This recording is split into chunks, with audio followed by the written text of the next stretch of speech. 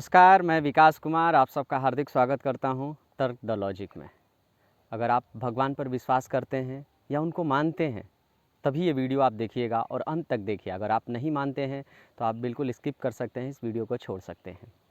आपने सुना होगा, बहुत सारे लोग बोलते हैं कि भगवान ने हमारे साथ बुरा किया, अच्छा नहीं किया।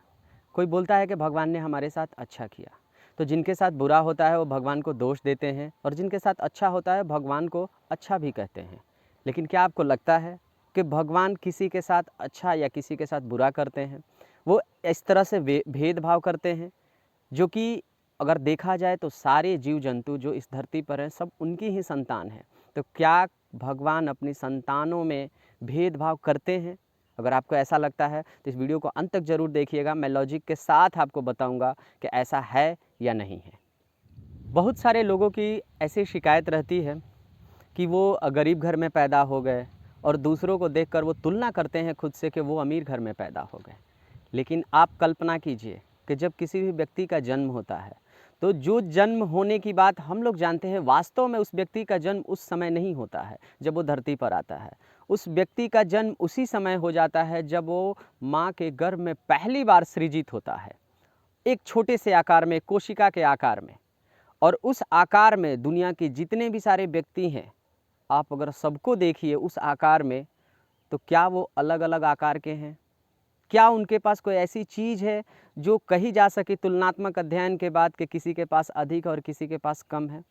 इस बात को समझने से पहले आपको ये भी समझना होगा कि इंसानों के लिए धन दौलत यही सुख सुविधा है उनकी। इंसानों के लिए उनके पास जितनी सारी व्यवस्था होगी, भौतिक सुख के साधन होंगे, वही उनके लिए सुख है। लेकिन क्या भगवान के लिए ये सुख है? नहीं। भगवान के लिए अगर कोई सबसे बड़ा सुख है तो वो सत्य है, वो प्रेम है, वो एक धर्म है जो भगवान के साथ आपको जोड़ कर रखता है। तो जो प्रेम भगवान के लिए सबसे बड़ा सुख है, जन्म के साथ ही भगवान दुनिया के हर एक व्यक्ति को, हर एक मनुष्य को प्रेम देकर ही भेजते हैं। वो आपको धन दौलत देकर नहीं भेजते, वो प्रेम देकर भेजते हैं। और इस वजह से आपका जन्म एक मातृत्व के अंदर होता है, एक माँ के पास होता है। माँ के गर्भ में आपको भेजते हैं। जो माँ आपको जितना प्रेम दे सकती है दुनिया में कोई नहीं दे सकता है, जो खुशी माँ दे सकती है वो कोई नहीं दे सकता है। और इसी वजह से भगवान आपको अधिकतम प्रेम देकर भेजते हैं एक माँ के पास। तो आपको कैसे लगता है कि उन्होंने आपके साथ भेदभाव किया, जबकि सबको तो उन्होंने बिल्कुल एक ही आकार, एक ही प्रकार में भेजा है? एक उदाहरण के साथ ये बात समझते हैं कि भगवान किसी को अधिक देते हैं या किसी को कम देते हैं, ये समझना होगा आपको। आप समझिए कि एक माँ बाप हैं जिनके 3 बेटे हैं, और मान लीजिए माँ बाप के पास अगर 6 रोटियां हैं और तीनों बच्चे 2-2 रोटी खा सकते हैं, तो क्या माँ बाप ऐसा करेंगे कि किसी को 6 रोटी दे देंगे और 2 को बिल्कुल नहीं देंगे? क्या ऐसा करेंगे किसी को 4 दे दे और किसी को 2 दे दे और तीसरे को बिल्कुल नहीं देंगे?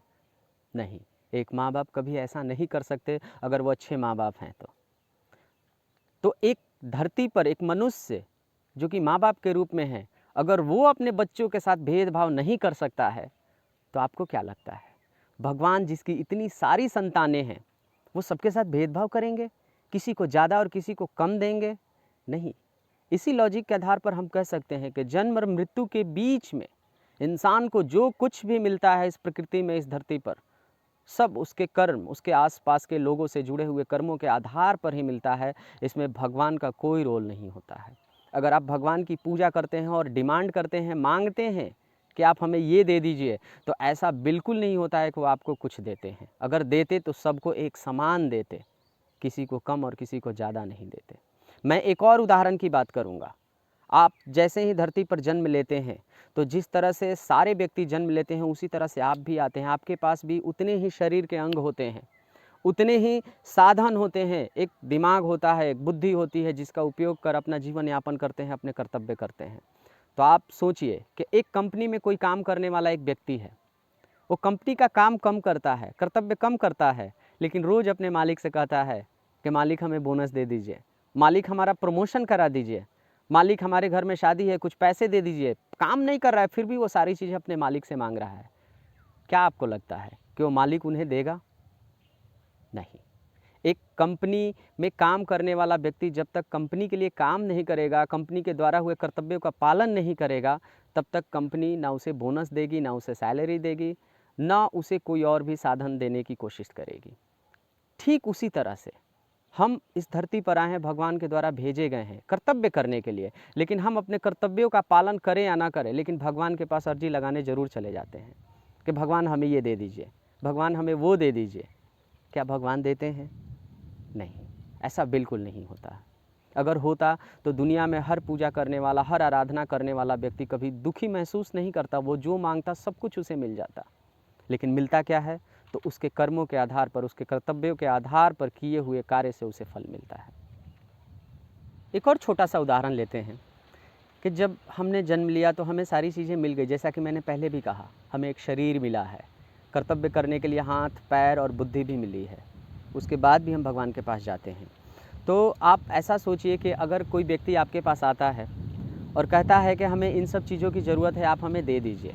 आप उससे पूछते हो कि तुम्हें जो चाहिए, तुम्हें सारी चीज़ें मैं दे दूँगा जो तुम्हें ज़रूरत है, और आप दे भी देते हैं। लेकिन आपके देने के बाद थोड़े समय बाद वो फिर से आता है कि हमें वही चीज़ दे दीजिए, हमें ये चीज़ दे दीजिए।